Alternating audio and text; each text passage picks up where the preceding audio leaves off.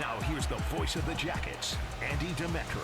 And we welcome you in on another gorgeous Thursday night. The games, they just keep getting bigger for Georgia Tech, but the goal remains the same this Saturday. Less than 24 hours, less than 48 hours from now, Georgia Tech is in Durham with a chance to start 7-0 for the first time since 1966 at 3-0 in the ACC.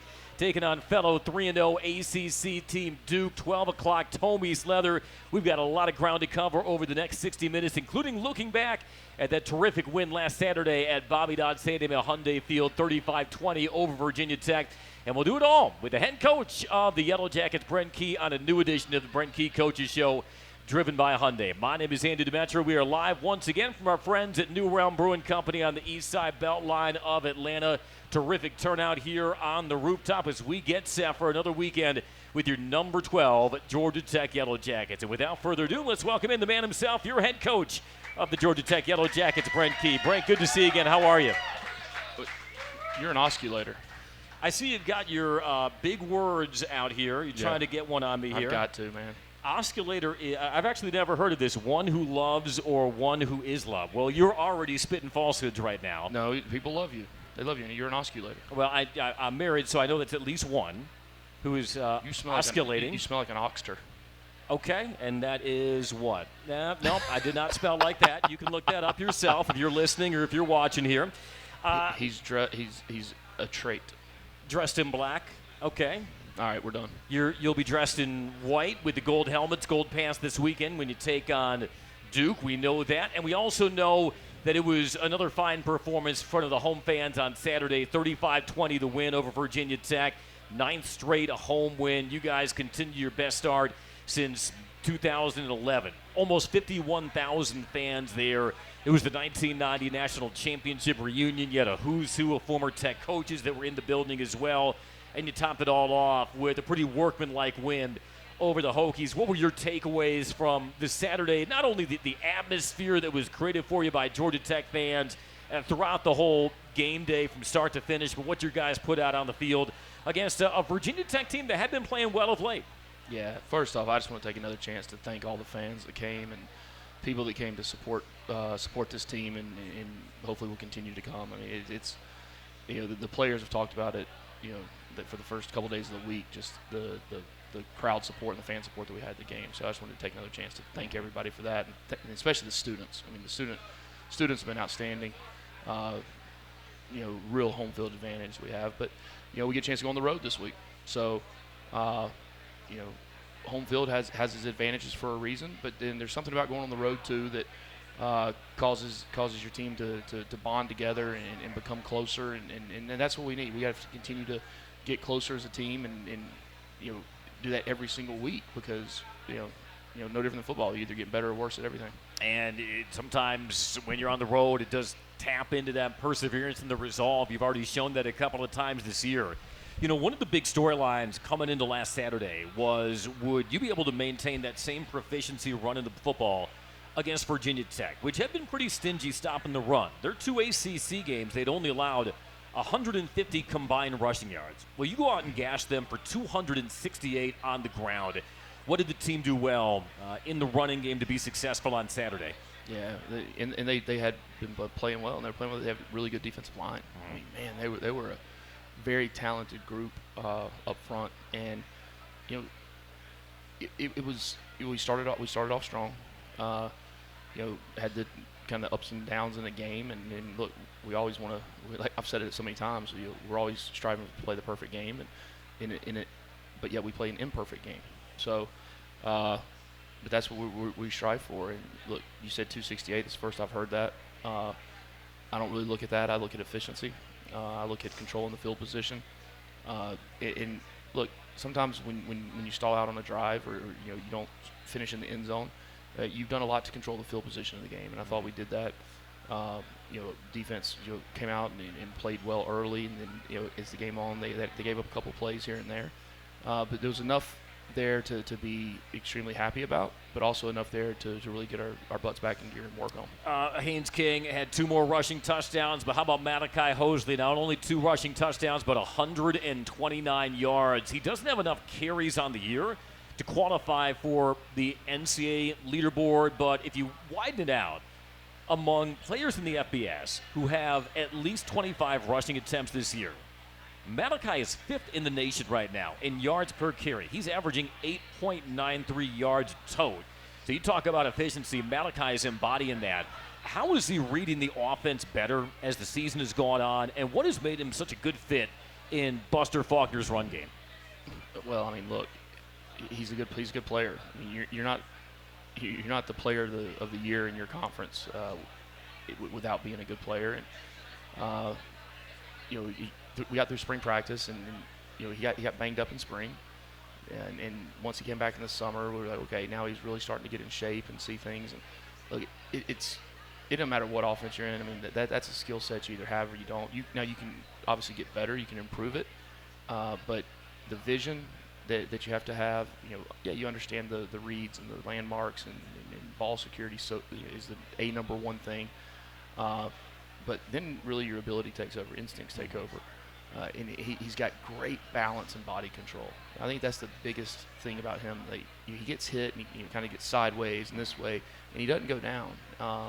It takes a lot of guys to bring him down, and not because he's 245 pounds, but because he's got such great vision and balance. And decisive runner as well. Defensively, he got in the backfield, 4 sacks. I know it was a good day at the office for Jess Simpson and Blake Gideon. What did the team do well to generate a better pass rush against Virginia Tech? I know you'll try to sustain that this Saturday versus Duke, but what did you like about the way your team was able to be disruptive up front?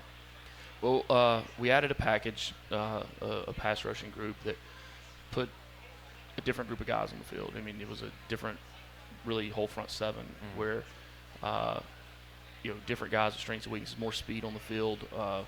Did a good job of putting a package together to attack their protections, attack kind of weak links we determined during the week in game planning in their O-line, and we were able to come home. Cayman Spalding might not have had statistically, a bunch of sacks, but what he was able to do in that package, whether it was picking the center, whether it was spying the quarterback, whether it was wrapping for contain, it helped on alleviating some of the issues we had. But we got to continue to grow that and got to continue to improve on it. Yeah, Cayman was your team defensive player of the game. The goal of any defense is, if not to force a turnover, and you got one of those on a Rodney Shelley interception, is to simply get off the field. You did something that had only occurred one other time in program history, and that is not allow a single third down conversion. Virginia Tech was 0 for 8. Only other time in school history Tech had not surrendered a third down conversion was 1988, and that was against the then 1AA team in Chattanooga. Now, on the flip side, Brent, Virginia Tech was 3 of 4 on 4th downs. 2 of those went for scores. You add that up, though, 3 of 12 on 3rd and 4th down. That's 25%. What were your takeaways overall on the defense getting off the field versus the Hokies? Well, I mean, you go 0 for on 3rd down. They've done their job, but we had a couple of penalties. One of them that was a legitimate penalty. One of them that you could, if it was fair to argue, you could argue, but that's a judgment thing. And then we've got to work on some of those 4th downs. We were in great position, we had great pressure, and then we had a bust on the back end. And we can't have those the big little is what I call it. You can't have a big play and then it goes like this. And that's working just the consistency in what we do every time. And it's just those guys, do your job. Don't try to make a play. Just do what your job is.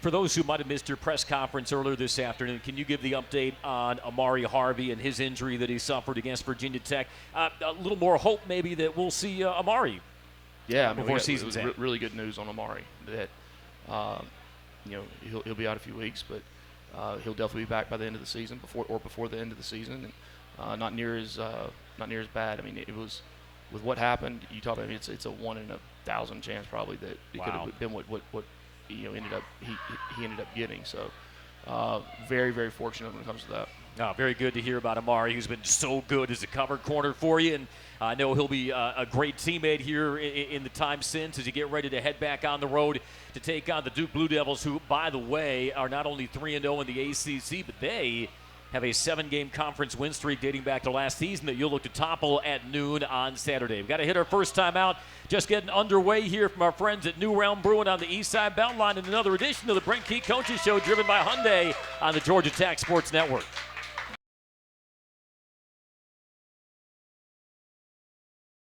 Yellow Jackets back on the road, back into ACC play on Saturday as they take on the 4-2 Duke Blue Devils. They're 3-0 in the ACC. They've been averaging 42 points across those 3 conference games. Should be a fist fight across 4 quarters and 60 minutes at Wallace Wade Stadium in Durham. Tommy's Leather at noon on Saturday. Let's continue the conversation here on the Brent Key Coaches Show, driven by Hyundai. I'm Andy Demetra. He's Brent Key. Coach, you alluded to this in your press conference on Tuesday, just the attitude of this team when they got back to work at your meeting on Sunday. There's no sense of contentedness at just being 6-0 and number 12 in the country, and you saw a group of guys who were excited to go out, attack their weaknesses and correct their mistakes because they know that there is a better version of their team that's out there that they hope to show beginning on Saturday. I know the word can elicit some eye rolls these days, but just the attitude of the team right now, how do you think that's a reflection of the culture that you've been building toward over these last 3 years when you gather them on that Sunday night to get back to work? I think a better word probably is expectation. It's what's expected, and those things are built over time. When you do things the right way and then you have success because of it, okay, it worked. And then you do it again. Okay, it worked. Well, then there's going to be times now that you do everything the right way through the week and you don't have the outcome that you want on Saturday. We can't control the outcome. We all know that. We can't control what the scoreboard says at the end of the game. We can control the work we put in, the discipline we play with, the toughness we play with. All right, so all of a sudden now you put all the work in. It doesn't go your way on Saturday.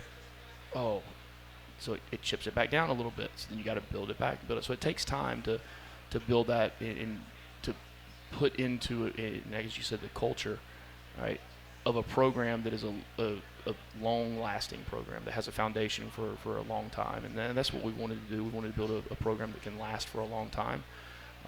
And to do that, the most important thing is the culture of the locker room and then having the players' mindset. It just seems like there's a good sense of equanimity with the players throughout the week. Yeah, you like that one? Equanimity. So being even-keeled, even-tempered. No? I wouldn't. No, it's not some of my best work. You're batting 1,000. We got 44 more minutes to go, though. You hit me early with that one, Buckle up, though. So, but the equanimity? Close enough. Yeah, was something. So you ask a question with them words. I don't know what the question is. Well, so not a word, but some plays that we saw against Virginia Tech. Because oftentimes during the bye, you do some self-reflection, self-scouting, like you said, and often that can translate into some wrinkles that you throw, maybe some plays that you weren't running previous to the bye.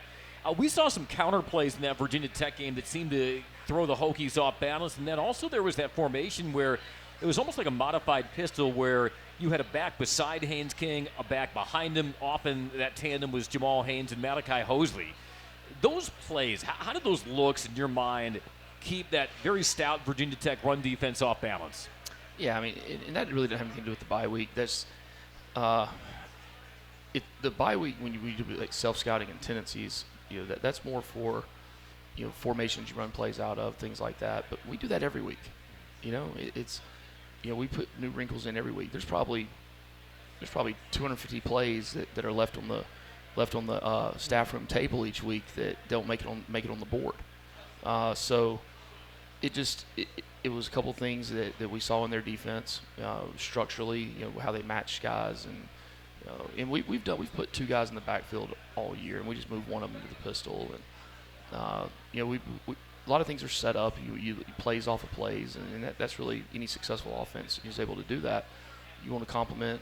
Run looks like pass looks like run, vice versa. So, hopefully we'll see some more of those this week. Absolutely. And then I think a lot of Georgia Tech fans want to know about that punt return you had in the first quarter where you deked out the Hokies. Everybody was drifting towards Bailey Stockton, who should win an Academy Award. Instead, it was Eric Rivers who took that punt and ran 42 yards. It was the longest punt return by a Jacket, believe it or not, since Jamal Golden ripped off, I believe, a 44-yarder against Tulane in 2015. What did you and Tim Salem see on film that suggested you could pull that play off?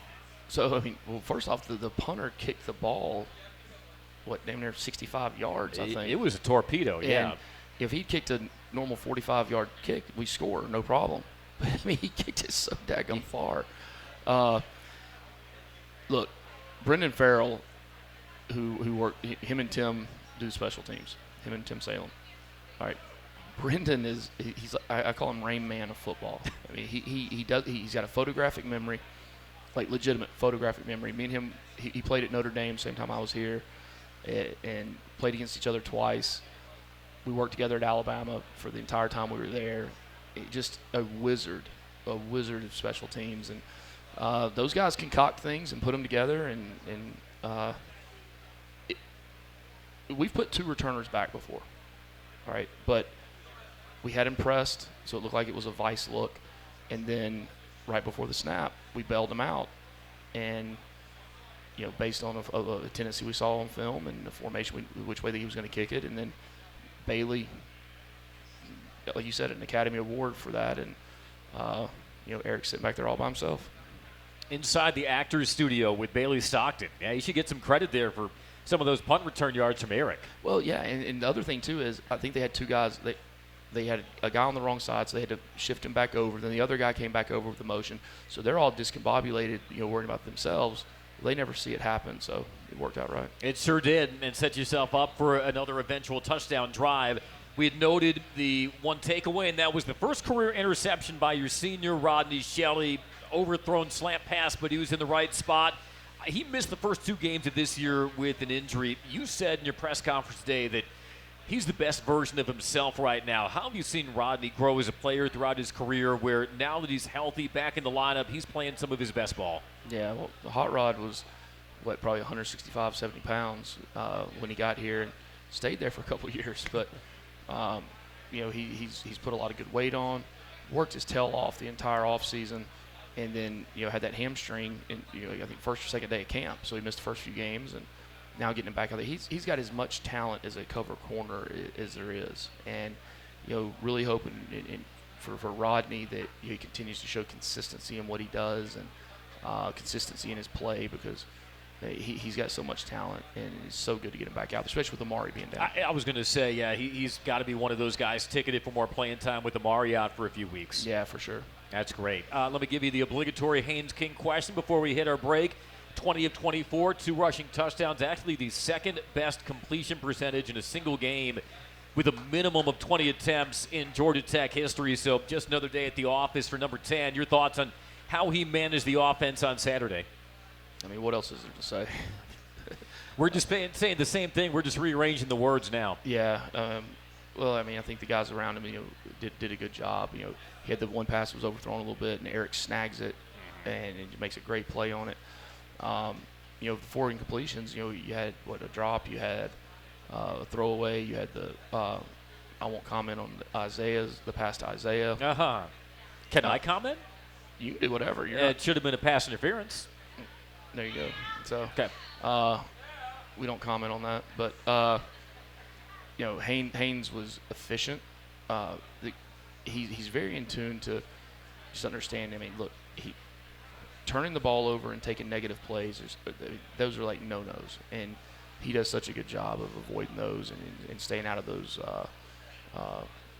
problem zones. He's got the most rushing touchdowns of any quarterback in the country right now, the native of Longview, Texas. Like I showed you last week, big thanks to Andrew Groover over there for the Photoshop. Yes, it's Halloween month. The Texas Hainsaw Massacre coming to Wallace Wade Stadium on Saturday. Georgia Tech versus Duke. We'll continue the conversation with Brent Key. First, another timeout is the Brent Key Coaches Show, driven by Hyundai on the Georgia Tech Sports Network.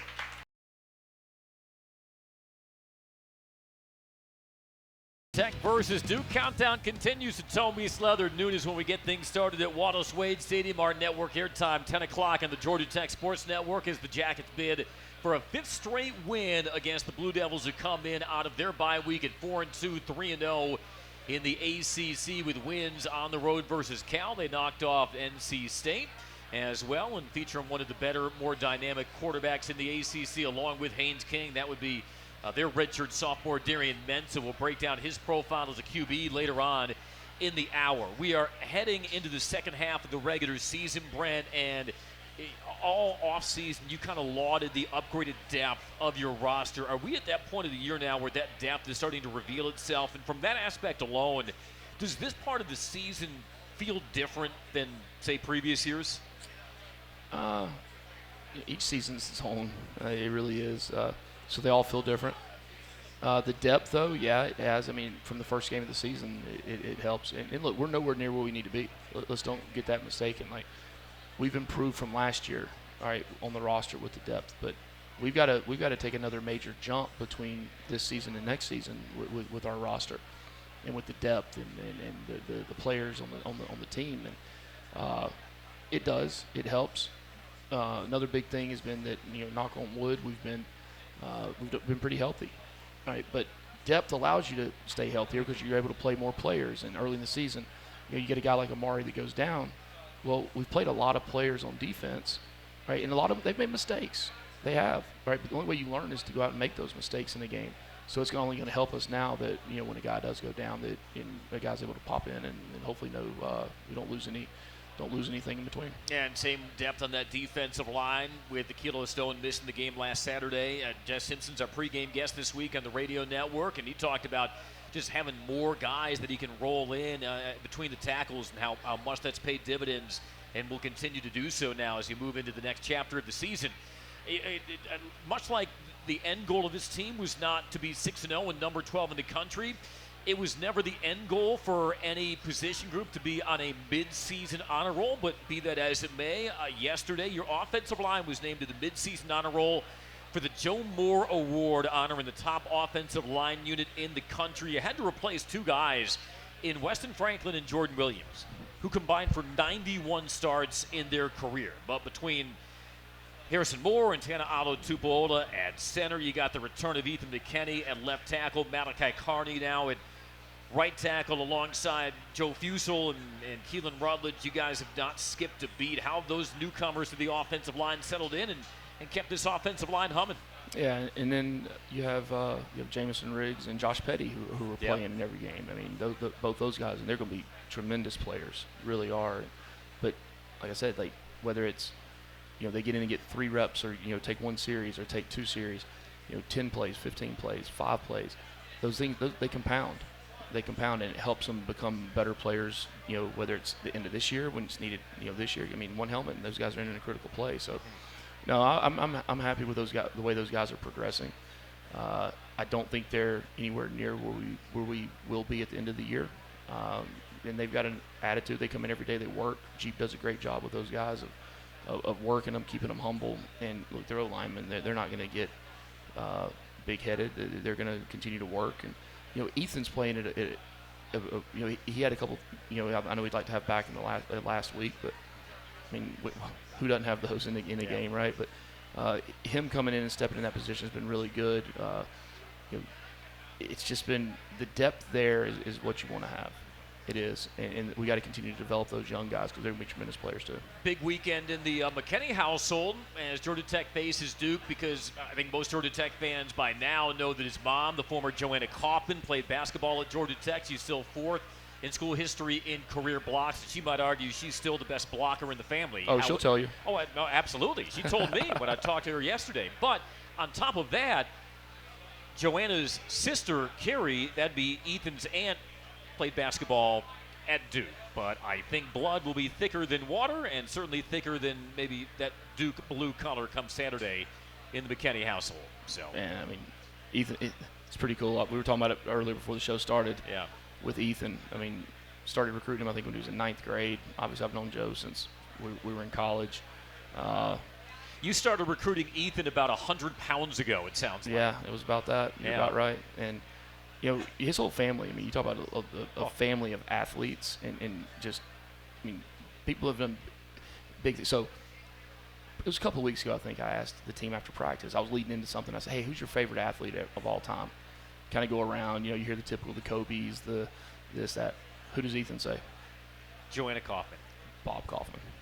Even better. His granddad. His granddad. 3-time All-Star Bob Kaufman wrapped up his career with the Atlanta Hawks, 6'8", 240 pounds. That sounds like an offensive lineman build in the family tree, and Ethan was certainly happy to inherit that. And through 5 games, Pro Football Focus, they've got their own grading system, but they graded Ethan the number 8 tackle in the country in pass blocking. A Georgia Tech team that still has only allowed 3 sacks on the year. The Virginia Tech game, Coach, speaking of depth, it also saw the return of Trey Maddox. Good to see him get rolled into the backfield. What could he do moving forward to continue to complement Jamal and Malachi? Yeah, I mean, it provides another. We don't have a 1-2 punch. We've got a 1, 2, 3, 4, 5. That you talk about depth and increasing the depth on your roster. That's a position this offseason that we really addressed hard because of the way we practice, the way we play, the way we utilize the running backs. I mean, there's a lot of times there might be one back in the backfield, but there's another one somewhere on the field, and the ability, what they give us in special teams. Trey will be a hammer this week. So he'll start on all 4 special teams as well as getting his running back reps. But when he caught that pass and on, what was it? We were backed up. It was I don't remember what deep down it was. Yeah, just flaring out in the flat. flat. Yeah, he caught a little flat route, Virginia turn. Tech's outline. Yep. I was so happy for him just to catch it, plant, turn, get north and south. He's everything you want in a college football player and everything you want in a representative of Georgia Tech. He suffered that knee injury his senior year at Parkview High School, but wanted to enroll early to accelerate the rehab process and hasn't had the greatest injury luck since coming to Georgia Tech. So, yeah, you always want to tip your cap to somebody who's had to grind so much to simply get on the field. My favorite part about Trey Maddox, among many, he's also OSHA certified. That is literally in his media guide bio. He is OSHA certified and very proud of that. Why are you looking at me like I'm weird for saying that? I'm not. I'm like dumbfounded right now. Yeah, he's OSHA certified. Really? He could go out there in the construction zone, I'm sure, for the Fanning Center and feel right at home. I walked in this morning and they were doing their stretches. I mean, they do a full core like calisthenics and stretches and all that before they start working in the morning. Construction workers? Oh, yeah. I love that. Yeah. AJR just leading that or what? No, and Trey was not out there either, so. He looked good. I did not know that. Yeah. He's a quiet kid, though. You got to ask him about that. He's quiet. He looked good in a high-vis vest, but I think he looks better wearing that number 22 in white and gold. You're dang right he does. Did you know also, and every offensive coordinator strives for balance. I looked at this. You're almost in perfect equilibrium right now. 6 games. You guys have 1,428 rushing yards, 1,433 passing yards. You can't do much better than a literal 5-yard difference between your net rushing and net passing. That's pretty cool. That is pretty good. It's not perfect, but we need more. You'd strive for perfection. Well, you look at it, there's a less than 1 yard per game average difference right now in your running and passing. Is that always the goal, Buster? Is this, just sort of organically that's how the numbers kind of panned out through 6 games? I don't think there's going to be times where they're going to line up and play zero coverage and no deep safety and say you're not going to run it. And you play goal line defense, basically. That's like what NC State did last year. Exactly. Yeah. Now, about probably 60% of the game, that's what Virginia Tech did. They did the same thing, but they just, they had some busts and weren't on the same page with some of the stuff, and we were able to crack it. But you're going to have to be able to throw the football at times. You're going to have to be able to run the football at times. People can take away something. I think what we do is the way so many guys get touches. The ball's spread around to so many different guys on the field within any given game. One game somebody might have 15 carries. Another game, a guy might have 7 catches, might have 3. It's going to go to a bunch of different guys. So that's hard to defend and hard to take one thing away when there's multiple things. So, hey, look, if you're 60-40, 40-60, 60% run, 40% pass, 60% of yards come from pass, 40% of the run, I think maybe that's a perfect formula. Now, Buster has that offense balance. He's got it clicking. He will look to continue that this Saturday as Georgia Tech takes on the Duke Blue Devils again, noon, Tommy's Leather from Wallace Wade Stadium. Time to hit another timeout. Great to have you with us on this Thursday night. We're at New Realm Brewing on the east side Beltline of Atlanta. Back for more of the Brent Key Coaches Show, driven by Hyundai after this on the Georgia Tech Sports Network.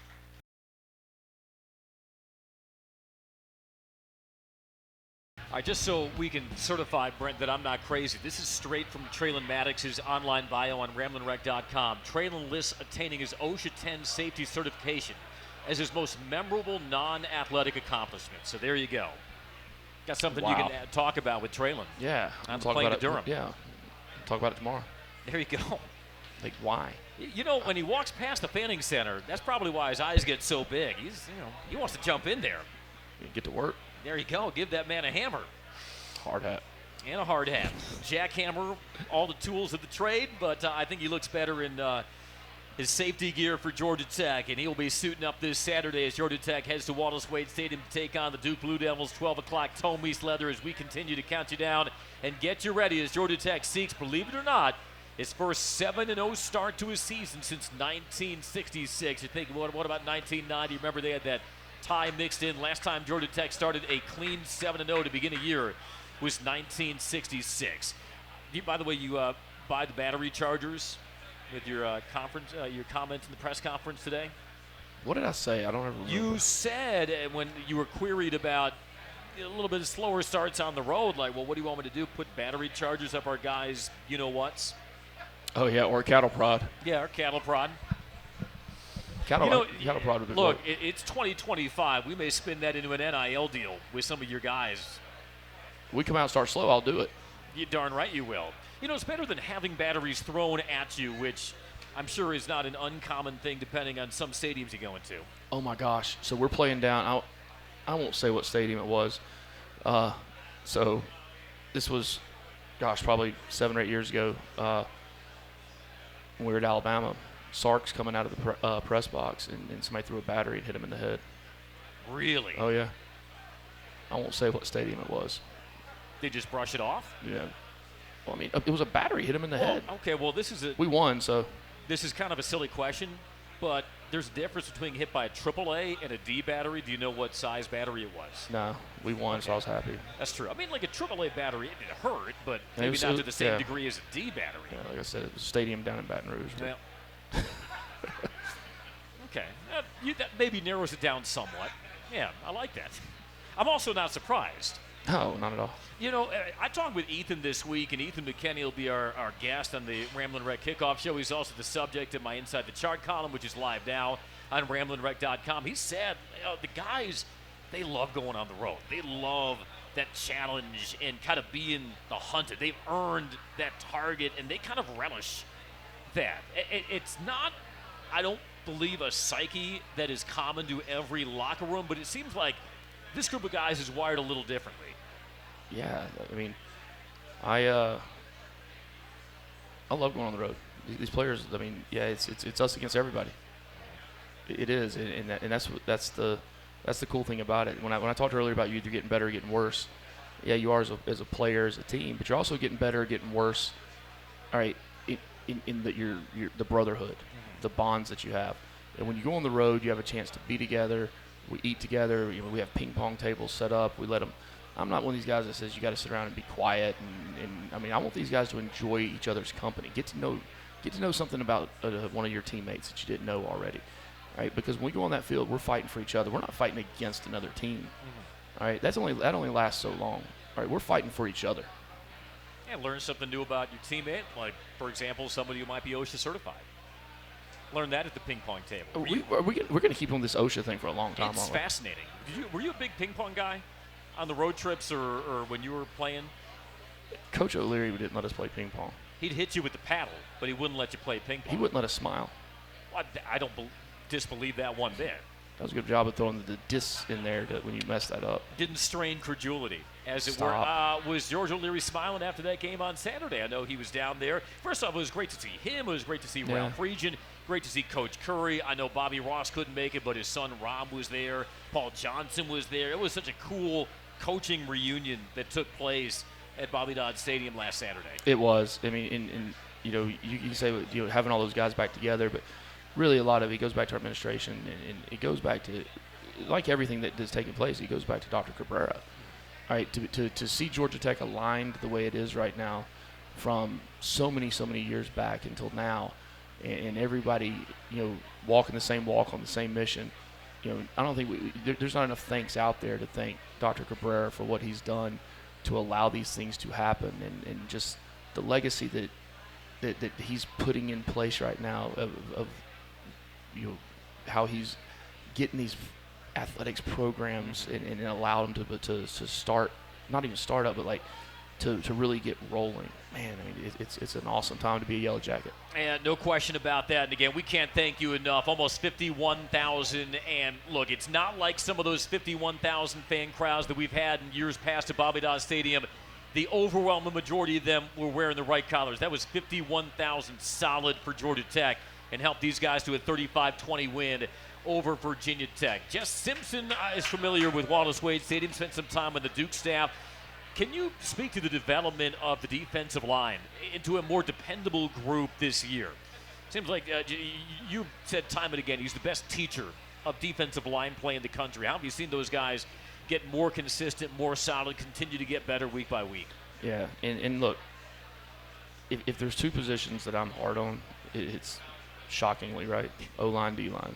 And because my expectation is so high for those two positions. I know what they go through. I know how hard it is. I know how hard it is to coach those two positions.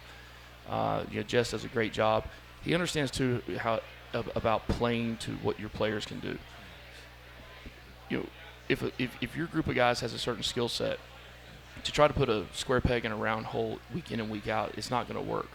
All right, so to do things that they can do and then coach them up on it, that's what, in my opinion, is a sign of a good football coach. You have high expectations for your offensive and defensive line. It's good to know those two lines have earned yours and Jess's imprimatur. Remember that from week one? Nope. I'm not going to quiz you on it. You have some time to Google it during the timeout because Nope. we got to hit another commercial break. We'll delve a little more into Duke. Look, this is a very good program. They come in rolling 3-0, a really good quarterback in Darian Mensah. Will break down some of their personnel, the keys to a victory, and a 7-0 start for your Yellow Jackets on another edition of the Brent Key Coaches Show from New Realm Brewing. We'll be back in a moment on the Georgia Tech Sports Network.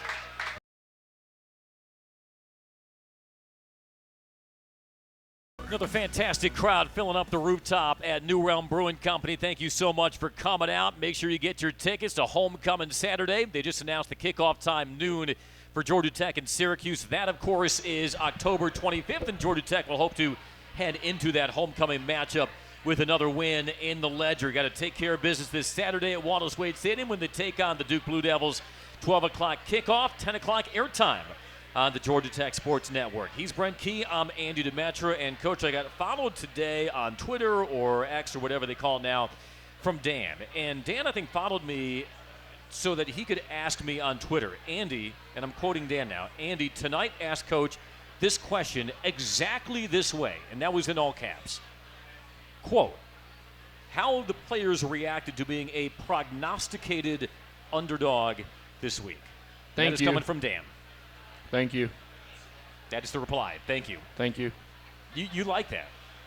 Be an underdog? Yeah, Let's roll. Let's go. absolutely. Let's go. Well, Duke is a very solid team, and we've talked about your balance and how dynamic the offense has been. 12th in the nation right now in yards per play. You are facing the Duke team, and their head coach, Manny Diaz, has that defensive background. They're 4th in the nation in tackles for loss. So what does Duke do that makes them disruptive? I ask that also because last year you ran for 245 yards against them, so you were successful against a team that has made a habit of negative plays. I mean, it's part of the game. I mean, people get so hung up on one stat in the game, like what's negative plays or sacks. I don't know. I could go on forever, but like it's a culmination of it all, right? Look, our negative plays. We don't want negative plays. Believe me, all right? But there's also, I call it big little, right? There's big things that can happen when you're doing that also. You get vertical seam, you create vertical seams and vertical creases in the defense, right? And now you hit one, well, you're not flat walling the ball at the line of scrimmage, right? Now all of a sudden now you're at the second, third level before you know it. So, but no, they're a penetrating defensive front. They've got guys that have good get off. They I think 4th in defensive line havoc, 4th in TFL. Havoc rate, yeah. Yeah, they also lead the country in false start or offsides. So, I did not know that. Yeah, well, you didn't look that one up. I am not privy to those analytics. Just Google. Okay, I will. I'll be like Kirk Signetti and Google it. Remember this press conference he said, I win, Google me? Nope. No? Well, he's a lot more handsomely compensated at the end of today than he was at the beginning. Be that as it may, yes, the TFLs. Yeah, so we've got to do a good job of creating double teams. We got to stay hip to hip on these guys. We can't let them in the backfield. But there's going to be times you're single blocked, and then guys get up the field, and I think we have a good plan of attack. Look, they're a good football team, right? We're a good football team. They're going to win some. We're going to win some. Who's going to win more at the end? They've got a good quarterback, Darian Mensah. How does he profile as a QB? He is a really good quarterback. He can evade people in the pocket. He can scramble when he scrambles and goes. He scrambles to throw. It's not to run. Not saying he can't run. He does a great job hitting checkdowns. Right? They average 9.6 yards a catch every time that they hit a check down. Wow. I mean, so now you're sitting there, you're trying to take away the vertical passing game and the shots. I mean, they'll throw 12 to 15 shots on Saturday. Just shots over the top. Yep. Slot fades, deep seams, go balls. So now you're trying to take those away. Well, now the running back, they're hitting that, and you got to rally to it before you know it. I mean, it's basically a first down every time. Yeah. Interesting about Manny Diaz, he was also Blake Gideon's defensive coordinator his senior year at Texas. Mm-hmm. And the current defensive coordinator for Duke, Brewer, he and Blake were GAs together at Auburn. So offensive coordinator. Offensive coordinator, beg your pardon. Yeah, offensive coordinator Jonathan Brewer. Is it different facing a head coach who has a defensive pedigree versus an offensive pedigree? Not really. I mean, I'm just curious. It's not. I mean, yeah. I think defensive head coaches are a little more prone to having their style of defense. But look, Manny's evolved over the years too. I mean, he's been a 3-3 stack guy before. He's been a fire zone pressure guy. I mean, he's evolved with times, and he's got his hand in everything as well. But being a head coach is about putting complementary football on the field. Putting all three phases to be able to complement each other, regardless of what type of scheme it is. I know there's a limit to what you can glean from a matchup against a school last year, but it is still Manny Diaz's team, and it's still Jonathan Brewer's defense. You were successful in getting positive yards against Duke last year. What do you draw from that you'll need to try to replicate on Saturday? Look, I mean, we review the film from last year to see kind of what they did, but they've had what, 13, 14 days to prepare for us. Mm-hmm. I mean, I'm sure they've probably been since last Monday or Tuesday, whatnot, with the bye week they've had. So, tendencies really last year to year, not really, back here. But yeah, you'll look at some things and hey, what did they do to stop this or that? And what did they not do? Well, hey, if they ran, this call and we average 11 yards every time they ran that call, you're probably not going to see it again, or you'll see tweaks to it. So, yeah, there's a lot of information. We use all information. Final keys, so you can come back to Atlanta, come back to New Realm, 7-0, still in the rankings, still on top of the ACC. Yeah, well, we have to control the field position. Right, we have to control the tempo of the game. Not saying the clock. We have to control the tempo of the football game. All right, we got to be able to control both lines of scrimmages, and we've got to score at least one more point than them. That is usually what it boils down to at the very end. Hey, you got one more point than the opponent the last time you went on the road. It worked, and we'll aim for the same result come Saturday afternoon. That wraps up this edition of the Brent Key Coaches Show. Brent, appreciate it as always. Thank you. As always, thanks. Go Jackets. He's Brent Key. I'm Andy Demetra. Thanks once again for listening to the Brent Key Coaches Show on the Georgia Tech Sports Network.